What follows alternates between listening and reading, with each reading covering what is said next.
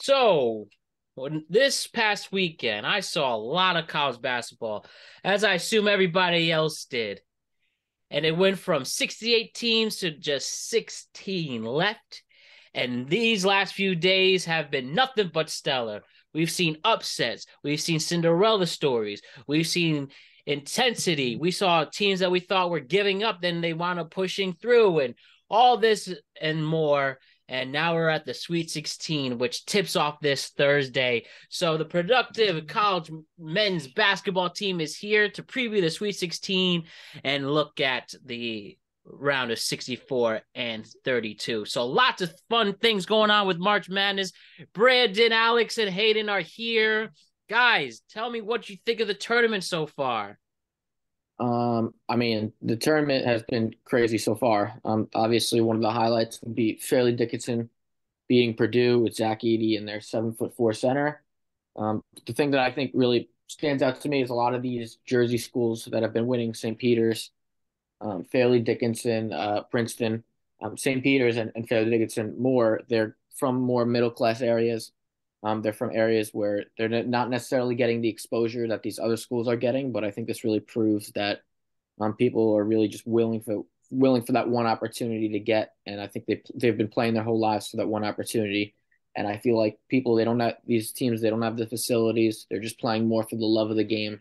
It's not necessarily about their brand or the NIL deals, but it's more about just playing basketball with heart and more about a team concept. And I think that really showed that if you have a proper team concept and you have a team that's really willing to grind and work hard despite the facilities and despite the infrastructures that you have not being as strong, that you can compete with these top teams based off a team concept and a belief in yourself. True fundamental basketball is shown throughout. And as you mentioned, we saw a 16 beat a 1 seed for only the second time in tournament history. We've seen a 15 beat a 2, a 14 beat a 3. Just pure, straight basketball. Yeah, go. We'll go before it, brother. Oh yeah, I was just main difficulty for me was Purdue. That blew up my bracket pretty bad. Zach Edey wasn't enough. They just struggled. They got scared in the second half. Didn't shoot from the three at all, and just literally put all their stones on Zach Edey to score. And the team just knew how to beat that. They literally just triple teamed him every time he got the ball in the paint. Right, and I think it shows with the Fairleigh Dickinson, and we get hit on a little bit there, but yeah, the double team on Zach Edey specifically, just the coach was right. Tobin Anderson, well, he's going to Iona, but he said, yeah, we match really well against them, and that will forever live in the hearts of Teaneck, New Jersey. Renelio, I don't mean to interrupt you, but you're about to say something? Oh yeah, no, I know we're sticking to the first weekend. I thought that obviously like the Kansas losing to Arkansas was huge. I thought that all year, I thought all the 1 seeds still had a crack in their armor. I didn't think anybody was like battle tested where they could be proven to be running the entire tournament all the way through. So I thought that Kansas was a huge one to fall as well. And then I think what was the shit? Sorry, I just lost it.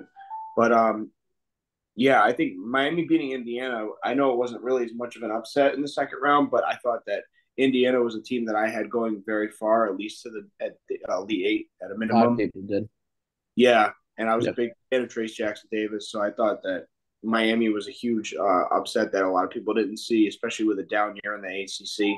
It's hard to kind of weigh these teams, but yeah, you see like a lot of shakeups in the second round. I think the one that we all kind of saw coming, or at least I did, was the Furman, Virginia. I thought that was such a huge upset, but seen it a mile away coming. And I really loved seeing, Princeton obviously like knock down Arizona because and beat Missouri. Yeah, while it busted a lot of people's brackets, it was like, wow, like people, like anybody, like 15, like could not only just beat a 2, but the fact that like you see an Ivy League beating like a top Pac-12 team that people had going real deep is like a huge like factor, like a huge equalizer. Tell me about your favorite upset or the most starstruck in the tournament so far. I mean, my favorite upset probably has to be, I would say it's actually Princeton over Arizona. That was my favorite upset so far. Even That more was than a good game. even more than Fairleigh Dickinson over Purdue because I thought Arizona was a better team coming in than Purdue was. The Furman game for me. 1 point, man. It was 1 point. One mistake play. He made the three. Yeah, I That think it was was a a.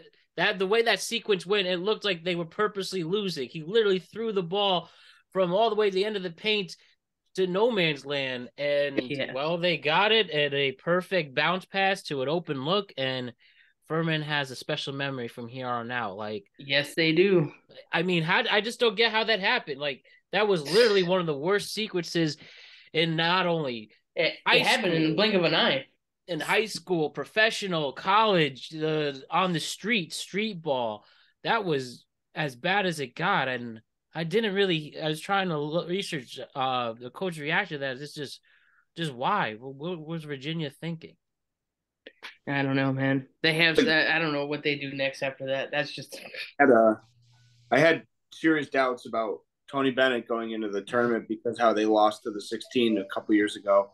So Yeah, I situational basketball, like you have to have they have to train, and practice that inbounds play like over and over and over again because they know they're going to be in tight situations even if you're heavily favored in the first round. So I think it was just a huge disappointment on a coaching level. But for me, the biggest upset easily had to have been Arkansas, Kansas, because I had Kansas going real deep. Oh yeah, I can yeah. just yeah, me too. Yeah. Yeah, Bill same here. I Self had was them going. missed. What was that? Sorry. Bill Self was missed. He left for Yeah. health reasons. Yeah. Yeah. And still made a push. How about the close upset? We almost saw Houston fall to Auburn. It seems like they were about to almost give up and cash their checks in, but I don't know. Something just snapped in them to keep them going, and that momentum will take them. Yep. That. Yeah. For some in that second half, they were playing sloppy going into the second, and then honestly, the team they remind me really was like UConn, where they just played a bad half, and they just they corrected. And then once they found themselves back to where they need to play to their strengths, that's when they opened the gap up and Auburn lost their chance. Yeah, I I think mean, oh sorry, I'll go to Alex. I was real quick. I think the biggest disappointment, if we could do a little sidebar category here, would be Michigan State beating Marquette because I had Marquette way overvalued than what I think a lot of other people did. So Yeah, I had Marquette too, but I didn't know Michigan State was going to be that good. I had Yeah, Michigan me State. neither. I They had really are Michigan State surprising beating me. Marquette actually, so I guess I got Okay. that right. Michigan State had some tough and ugly losses in the Big 12 this year. Sorry, the Big 10 this year.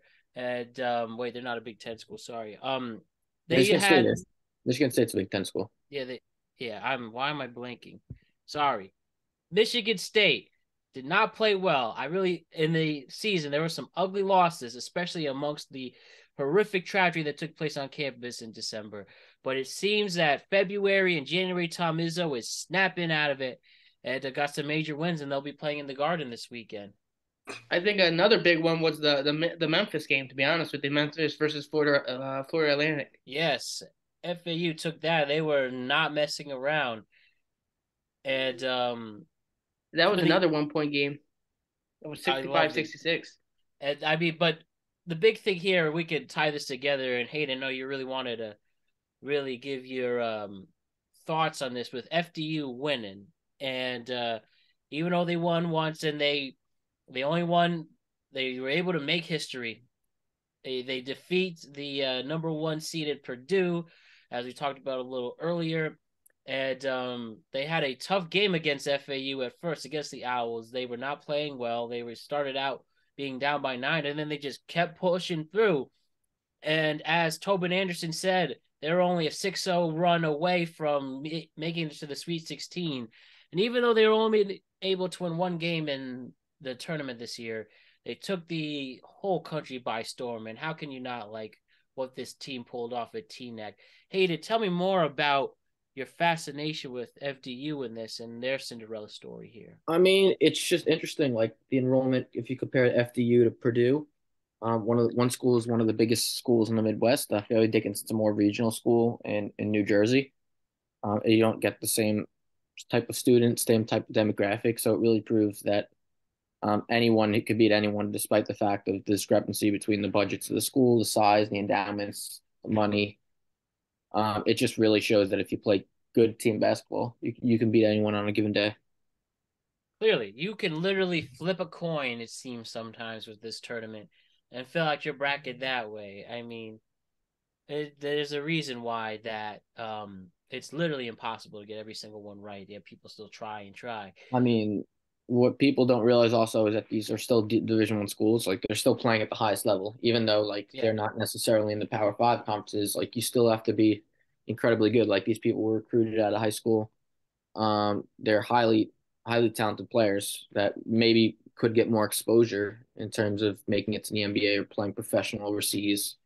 I know even at Quinnipiac, we have a bunch of guys right now who are playing overseas in Europe, and then we have one guy who's in the G League. So there's a lot of good players in these conferences, these mid-major conferences that just need more exposure, like the MAC, the Colonial, the Northeast, the MEAC, the SWAC, the WAC. All these conferences still have great players. So it's like they can play on any given day.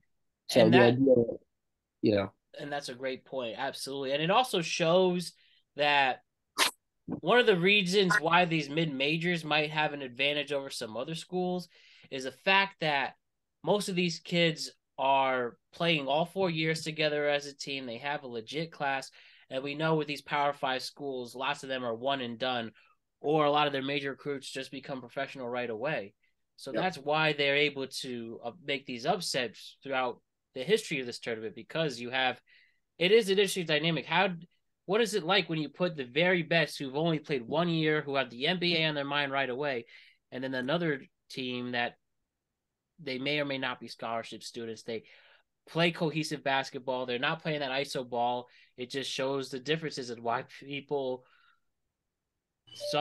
some people like the college game more than the NBA, because those Power Fives are just eventually going to be these NBA ISO stars, and then colleges as teamwork as it gets. And yeah, just one more point on that. Like a lot of these mid majors too aren't necessarily being scouted by the Power Five teams they're playing, so there's not necessarily as much information. So that makes it a little bit harder for the Power Five teams necessarily to prepare for their style of play because they haven't played them as much, or there isn't as much information on them to scout. Mm-hmm. Exactly. So that's why this is such an awesome ass tournament. It doesn't get any better than this. And now we can say goodbye to the casuals, the people of their bracket busted, and now we can really focus on the Sweet 16 here. And as we will quickly preview each of these matchups and see out of these Sweet 16s we think could be the Final Four, just some things to notice. Hayden, your San Diego State pick is looking pretty good so far. Yeah, I have them going to the championship actually this year. I think they have one of the best defensive teams in the country. I feel like their style of play is great, and I feel like they match up well with any other team in the tournament right now. Yes. And I think they're going to beat Alabama on Friday. Okay. Alex, as you said, Kansas is gone, Marquette, but you still have Baylor and Texas still in there. No, Baylor lost. Sorry, Baylor. Baylor lost to Creighton. Baylor lost to Creighton. You still have Texas in there. I feel extra good about Texas. It's gonna be tough going up against Xavier, but that's probably like the most confident pick I had to win the chip, and that's why I picked them. Mm-hmm. So, and another one, Hayden, Tennessee knocking out Duke. Yep. And I really like Duke coming in picking this tournament, but one of the frustrating things with it is that it wasn't announced till essentially the tip-off that their best player was out, got injured in practice. And you can have the what-if mantra there, but do you think Tennessee would be able to pull off this win if Duke was at full strength? That's a tough question. I actually do. I think Tennessee was the better team all year. Mm-hmm. I totally concur that too. I think they won pretty handily for a reason, and I think that the second round, first weekend in the tournament, you're still going to have coaching advantages. And I thought it was easy pickings to go, against a 1 year, first year coach. Right. And some of our other available schools left with me. Marquette is gone. I actually have 3 of my Final Four still in there. With Good. Bama has had a pretty good tournament. They really had nothing to really sweat or worry about. They've just been taking care of things. Seems they're, if at this moment, the off the court distractions with the Brandon Miller case hasn't unfolded, and I think that's a team to really look out for because of how nonchalant they're playing, and we'll see what will happen when they get deeper in the tournament. But so far so good there. Any comments with that? Brady, you had Alabama as well in your Final Four? Yep. Yeah, I'm confident in Alabama. I think they're a really good unit. They're tall, athletic. They just have a lot of good pieces. I think they're gonna just cruise their way to. I think they'll have a little bit of a fight against San Diego State. San Diego State does look very well. I watched them against I watched the Furman game, and they did look pretty cohesive. Like they were a good team, and I think just Alabama just needs to not underestimate them. Come in, play their game, and I think they'll come out with a win. And the one thing for the 3 Connecticut natives to represent, UConn is still in it, looking like the 14-0 start UConn Huskies right now. I would say I'm a Connecticut alum because I went to school there. So you got it, Hayden. You're part of the crew, so we all have Connecticut ties here. Even though at first, if I were serves correct, you were feeling them, but do you think has UConn changed your mind the way they're playing? Shocked me. UConn's been the best team in the entire tournament. Like my God. If I'm gonna go a champion right now, like just off the way they played, I would take UConn to win the whole thing right now. Like they've been, UConn. They really played that well. Like I was shocked how well they've played this so far. It's the depth, man. It's just that we have so many, different players on that team that we can, switch it up when things get cold on offense, switch it up when defense is not working. That we're so, lengthy in our bench that, it just throws teams off. When, if Sanogo's not playing well, we could throw Klingen in. And if, Newton's not having a game, we still have Andrew Jackson or Diarra as well. Naleen, yep. And yeah, the thing that's nice about UConn is that you can get like a solid 2, 3, 4 minutes on any guy. So go 8, 9 deep and, have the bodies to be able to stack up and, and draw fouls on the offense. I think that they've been way more impressive. I mean, we knew that they were pretty undervalued at a 4 seed. They should have been a 3, maybe a 2, finishing in the AP top 11. So I thought that they looked, as dominant, probably more impressive than we even expected. But certainly for me, they shocked me. The one I was really shocked about that was, highly impressive to me was Creighton, because I thought that Creighton had a real slump in the middle of the season. I didn't know how they were going to bounce back, but beating Baylor really surprised me, and I thought that Baylor would have gave Alabama a deeper push in the Elite Eight. But seeing what Creighton has put up against Baylor in the last round, I think that Creighton could be really formidable against Bama if they end up beating San Diego. Yes, and it's going to be a lot of fun with that. And why don't we quickly hit on each region and preview the Sweet 16 once and for all. And 4 teams are left for each region. We can see and come to a consensus who we think will make the Final Four of what's left and have some fun that way. So for our first matchup, Alabama and San Diego State. Where do we see this going? Hayden, you mentioned you like San Diego State. I've heard Bama talk about, we'll see if they finally have some competition, if you will, beating Maryland and Texas A&M, CC out of it. And why don't we talk more about this matchup and see where we think this is going? Hayden, can you explain to me some more why you like San Diego State? And if Alex and Brandon do you guys take the Bama side on this? Yeah, I mean, San Diego State right now is one of the best defensive teams in the country. I believe holding teams to about 63.9 points a game. I definitely feel like they're going to be able to slow it down versus Brandon Miller and their guards. I just like San Diego State in the game. I feel like their tempo, the way they play, is going to be tough for opponents. They right now in the last 5 games they played, they are allowing teams under 61 points or less in the last 5 games they played. So their defense is incredibly good. I think they're going to be able to defend Bama and really frustrate them because they haven't played a team defensively like San Diego State all year. They have one of the best coaches in the country in Brian Dutcher. He was a former assistant under, I want to say, Steve Fisher at Michigan during the Fab Five, so he's been around for a while. And I definitely feel like this is going to be something that's really, really going to frustrate Bama. They play a 1-3-1 zone, so they're one of the few teams in the country that plays that. It's going to. I don't think Bama's going to be able to respond well to it because they haven't played a team defensively like San Diego State. Yep. Yeah. So that's my take. I know everyone likes Bama in here, but I'll let you guys explain why you guys like Bama. I like Bama. I'll keep it short and sweet. I like Bama. They have the bodies. They're almost equally, if not on par defensively. I understand San Diego State is stout defensively, but I think they have the bodies to prove it. They have the length with Bama. So I'll take Bama here. Yeah, I think you might have a point with their defense. I don't know if it's going to be enough. Alabama's a really strong offensive team.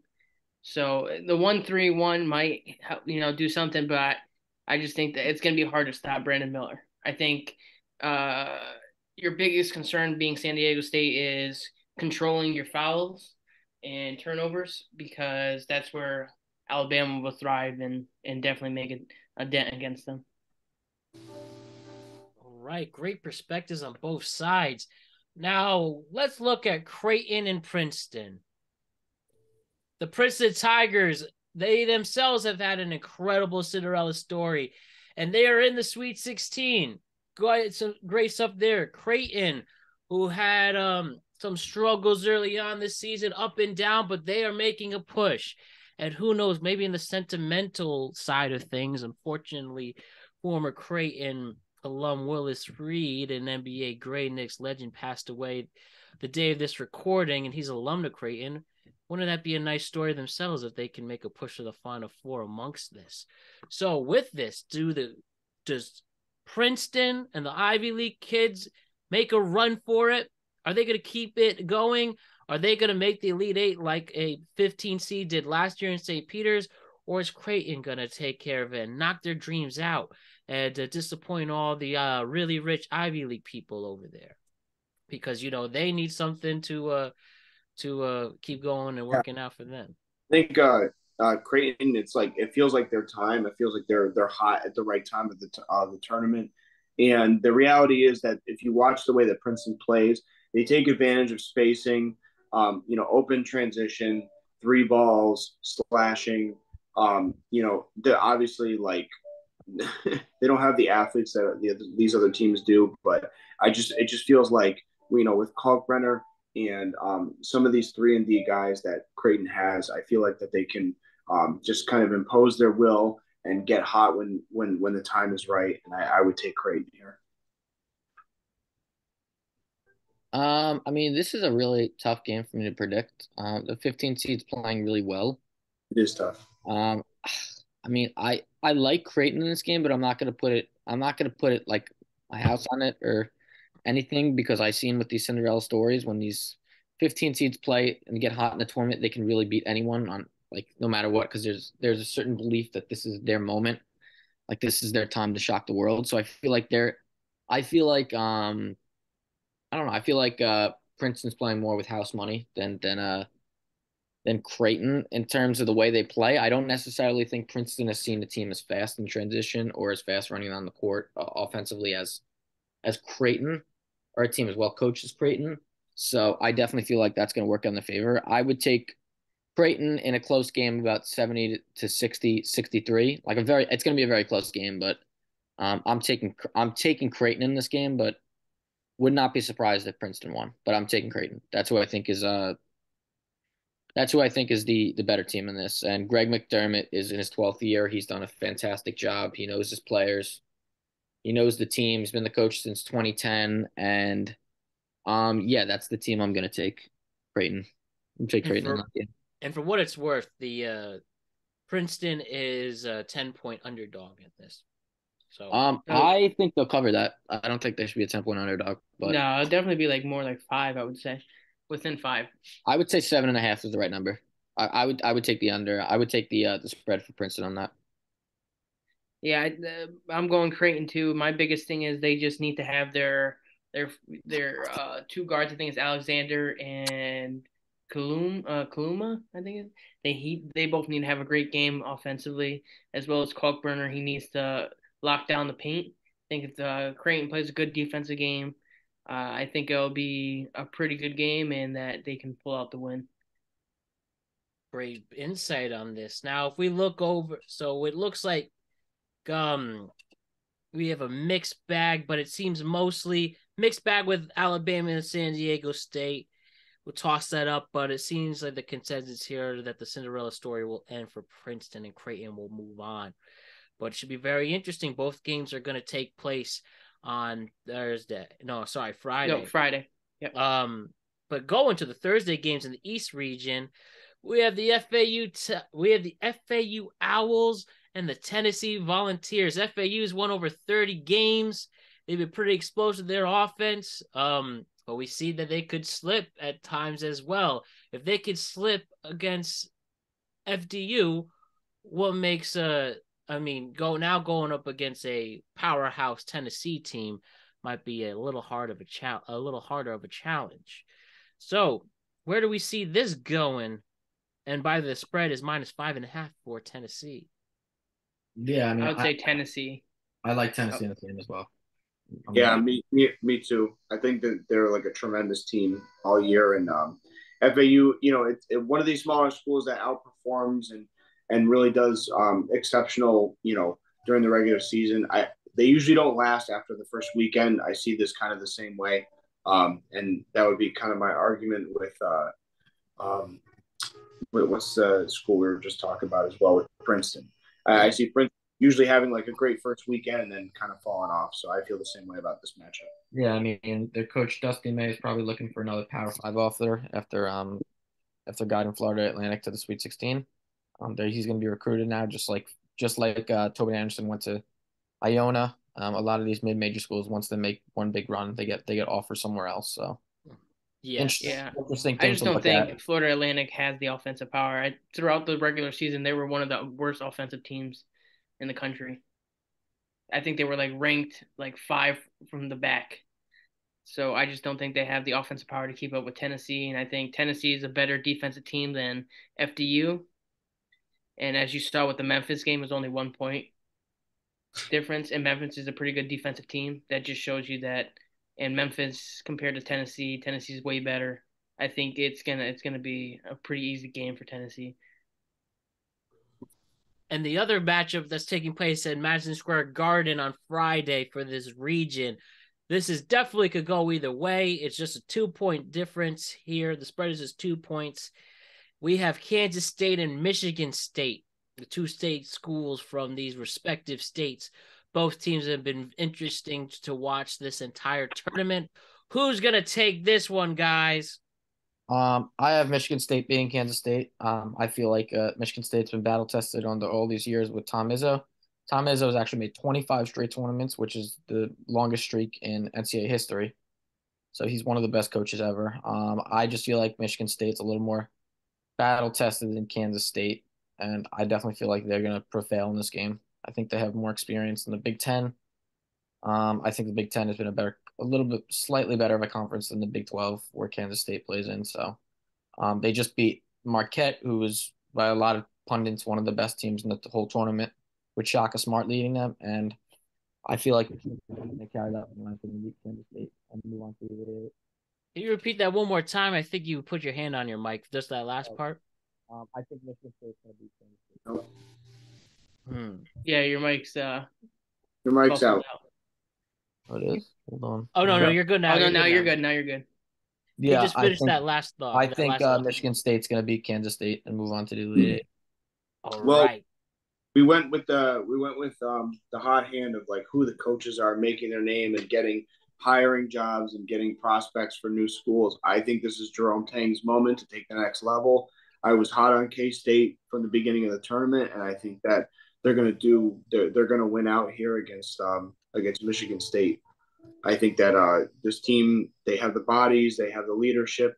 I think that they're just going to keep riding this energy, and they're going to bring it home. Mugging, guys. Now let's check out the Midwest Conference. Wait, sorry, did I skip you, Bryn? Yeah, my bad. That's the hardest. This is probably the hardest game of to me to call. To be honest, I'm really impressed how Michigan State's playing, especially with Tom Izzo, and Kansas State has been playing very good. I don't know.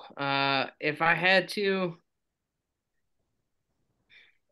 I have to go with Kansas State. I think just in the moment right now, coming off of beating Kentucky and coming off that out of a game, I think they have what it takes to beat Michigan State.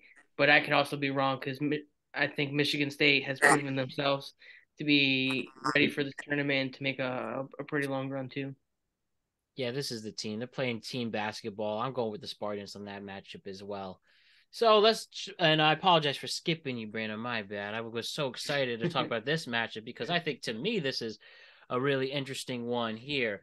So we have in the Midwest, we have the Miami Hurricanes taking on the Houston Cougars in this one, the 1 versus the 5 seed. The spread is -7 for Houston.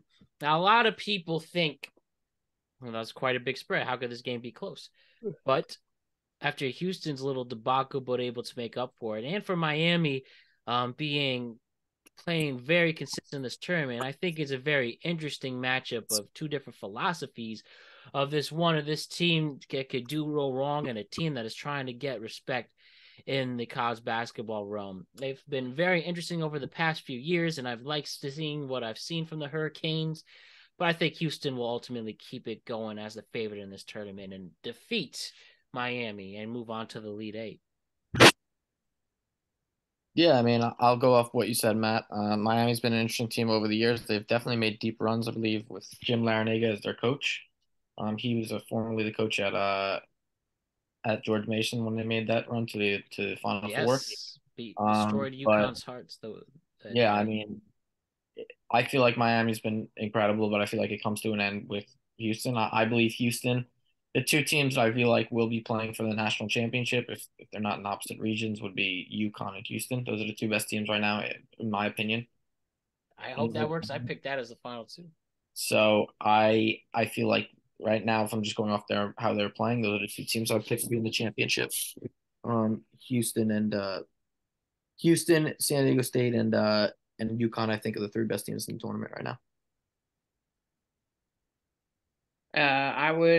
I'm going Houston too. I think Miami struggled a little bit against Drake in the first round. And then I don't know what happened to Indiana that second round game. I expected more from them, but I think Houston's just too strong on defense and offense. Sasser's just a game changer. I think it's going to be hard for Miami to stop him and Walker. Well, here's the deal. I picked against Miami for 2 rounds. I don't know if I can do it again. I gotta take the upset here and ride with Miami. If it's not Wong getting hot, it's gonna be Pack, or it's gonna be Poplar, or it's gonna be Almir. Someone's gonna get hot. The way that he did last game, he had 27 against them, against Indiana, and I was really hot on Indiana, so that really hit me in the face harder than most. But I'm just gonna ride with Miami here and just and just go for it. That's all you could do in this tournament. That's all you could do. And the other Midwest matchup, we have Xavier, maybe finally getting some respect from this tournament. After some debacles this year, they're playing against a very hot Texas team. So we have Xavier in Texas Spread is just -4. Alex, is your remaining Final Four team gonna fulfill that prophecy and beat this Xavier team that's really hot now? So this is either Texas' year or this is the year of the Big East because everybody's hot in the Big East right now except for Marquette just being kind of a sloppy 6. So I see Texas prevailing in a real tight matchup.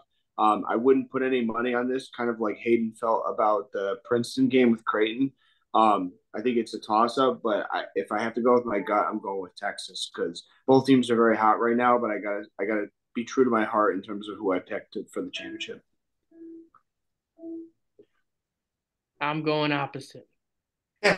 As someone that was talking a lot about how Xavier was gonna get knocked out, I think I had him getting knocked out second round. They are playing absolutely amazing. I don't know what happened or what kind of conversation they had in that locker room to change how they're playing offensively and defensively, but I'm going Xavier. I believe in Nunji. I think he's going to be the game changer. He needs to have a great game, and I can't keep betting against him. Yeah, I'm going Xavier too in this game. I feel like their star player who you just said, what was his name again? Nunji. Nunji, yeah. I like him to dominate in this game, and I feel like they're gonna prevail over Texas. Let's go. He had a monster game-saving block against Pitt, right? Didn't he? Yeah, right off the backboard. Yep. Man, he's the real deal. He's like a player I like too is Klingon. I like Klingon a lot from. Yeah. Next year you'll see way more of Klingon. I think that they're gonna push him to the starting role. He's an absolute beast. I was surprised how good he played in that tournament. He was dominant versus Iona. Now the final region. Arkansas versus UConn. We have the Razorbacks against the Huskies playing on Thursday at 7:15. Oh, I will be there sharp. Yeah, I mean, I like UConn in this game as a Connecticut guy who went to school there. I mean, I think it's good for the state of Connecticut.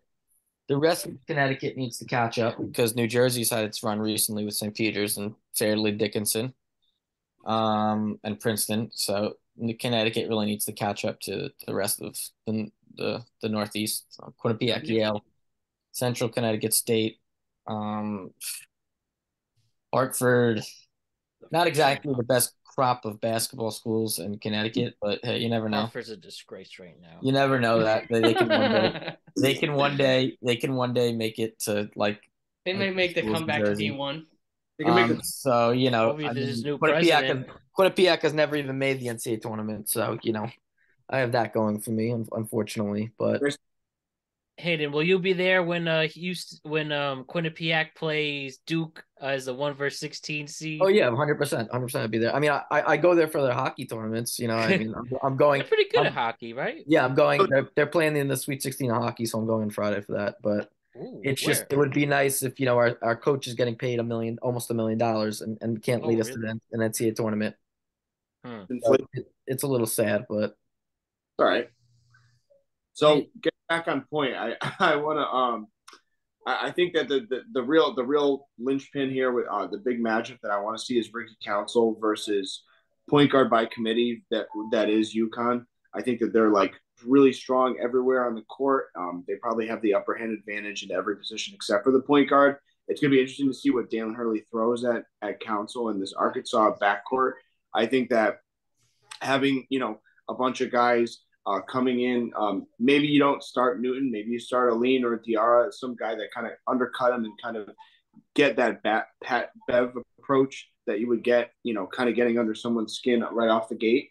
The reality is that UConn hasn't been very hot and impressive in the first half. They kind of survey and see what the defense is being presented to them is in the first half, and they kind of take advantage of that and kind of rack up fouls in the first half. So I think that I think that Dan Hurley is going to try a few different things in this game. The one thing I've been pleading and almost virtually stampeding a campaign about is you got to try even for like a minute or 2 minutes, put your twin towers together with Snowgo and Klingon. Just see what happens. Because the reality is that you could punish this team inside, and they could have done it the past few rounds with height advantages against St. Mary's. So I just think that, I think this is a perfect opportunity, to play a team that has real huge size advantages, and you got to figure out a way to turn down Ricky Council and maybe try to throw some things at him. And I think this team can pull it off to do that. Yeah, I think UConn can do it.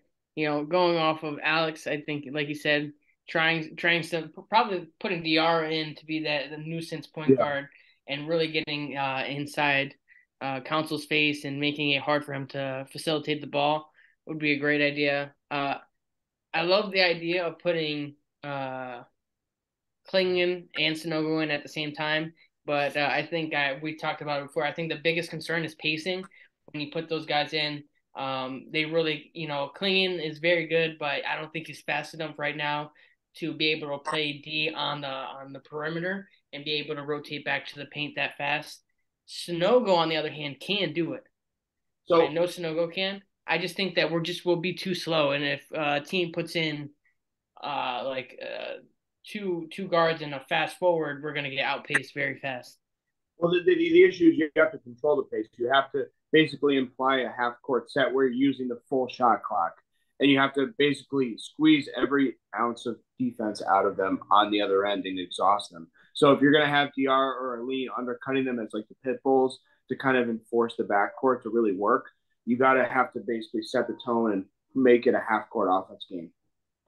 Yep, I get you. See. First Sweet 16 in 9 years. What a crazy story for you. 2014? Yeah. Yeah, when they won it all. Yeah, when they went with Kevin Ollie. Yeah, and it's crazy. Jim Calhoun truly started that program from scratch. He takes 3 NCAA tournament titles as alone. Sorry, he takes 2 alone with him. Kevin sorry.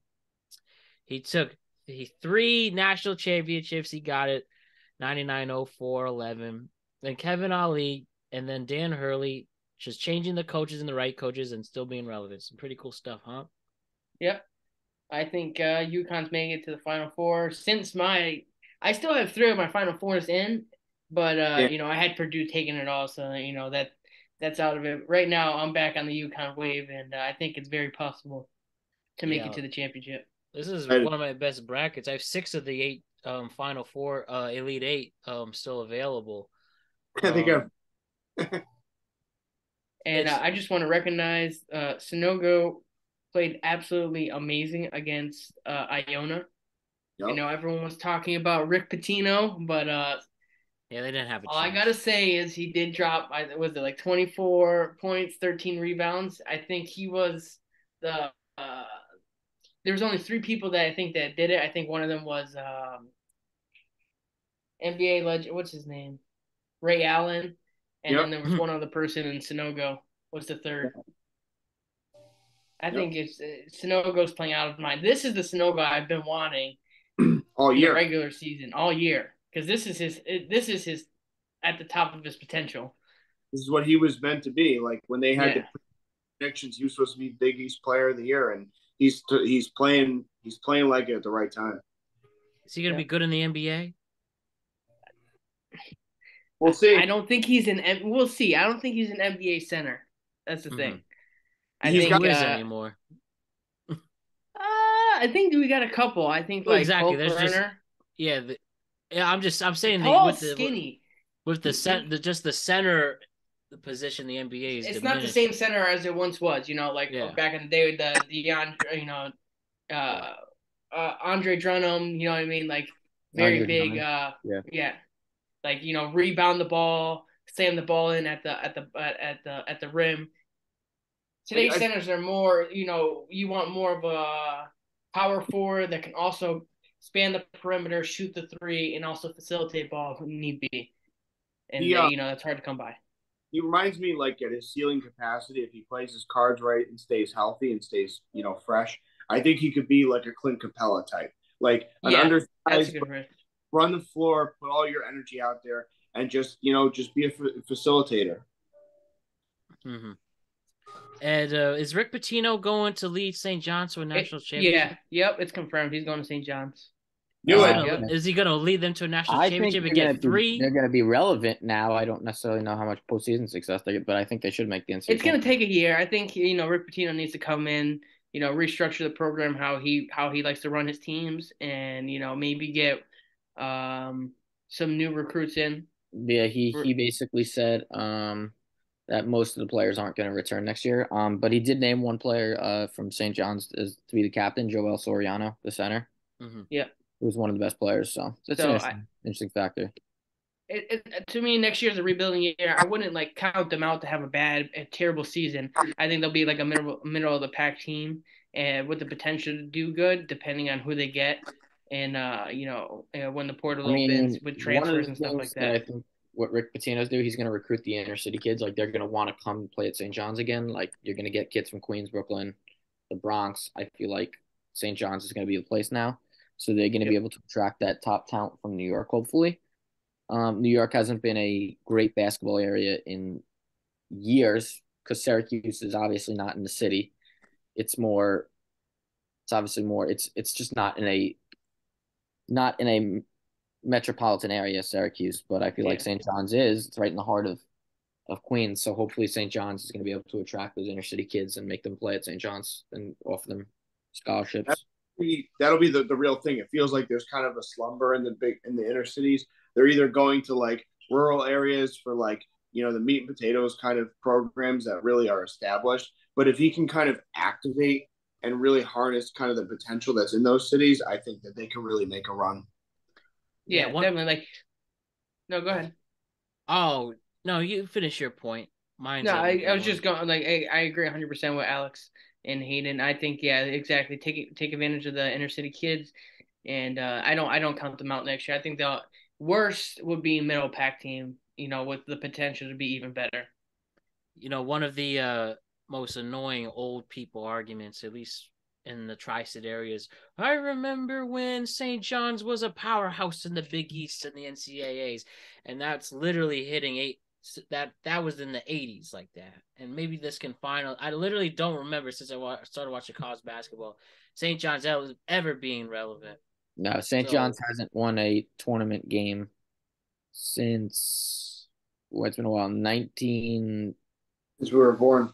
Exactly. Yeah, so when you start with the year 19, that's hold on. No. I'm actually no. They were I think I want to say 1999. They had a big run. Exactly. So they haven't won a tournament game in a very long time. The last tournament game they won was in I want to say 1999 was the last tournament game they won. So there you go, 24 years ago, and I mean, again, they haven't. That's how they haven't had a good run for a while. But I mean, I have to look through the seasons they've had. I remember there was a player named God's Gift in high school. No, they won a game in 2000. So the last tournament game they won was in 2000. So it's been 23 years since they won. 23 years. Yeah.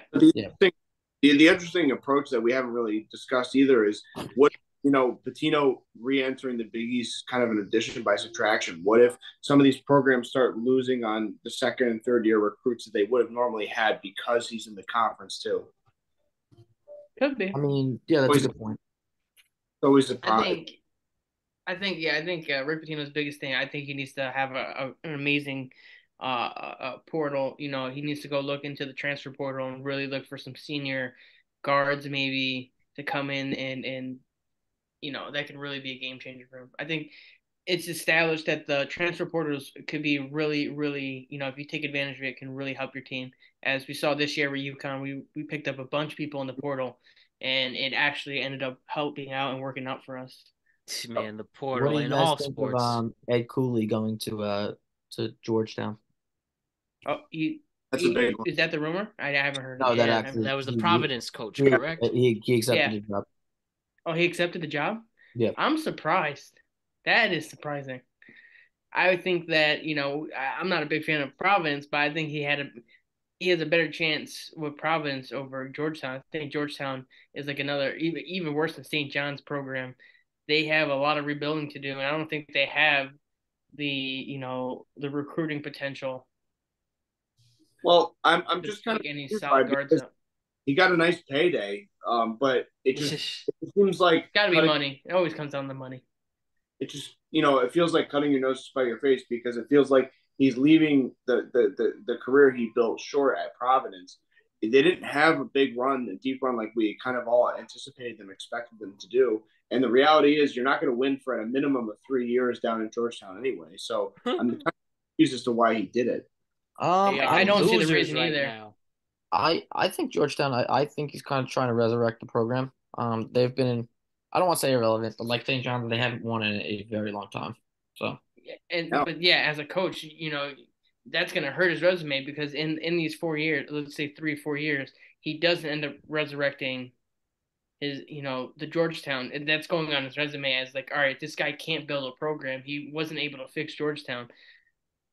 I So mean, like it's a big risk. It's a more to me, I'm it's a more of a surprised how good. risk I than mean, I'm really surprised how good of a situation Providence is. Like I keep hearing all the time, like how great the facilities are. Like they have a top three facility in the Northeast, like for the Big East. I mean, so I'm just very surprised how good the situation is at Providence. Like I actually wonder who they're gonna hire now. So it's gonna be interesting. Like they got a big vacancy to fill. So, I mean, oh, they actually just hired Kim English as the head okay. coach. So That's big shoes to they fill. hired a guy from George Mason as the coach. So that's going to be an interesting hire. I mean, He's going into some big shoes to fill. going Being from George Providence, Mason. Providence being always being a top three team conference wise in the Big East, he's got big shoes to fill to be able to keep that. Because I I mean, guarantee, as a school, they're definitely looking for him to keep yeah, I him in the mean, top three. Ed Cooley was the standard of the program. Yeah, He turned them into a perennial winner.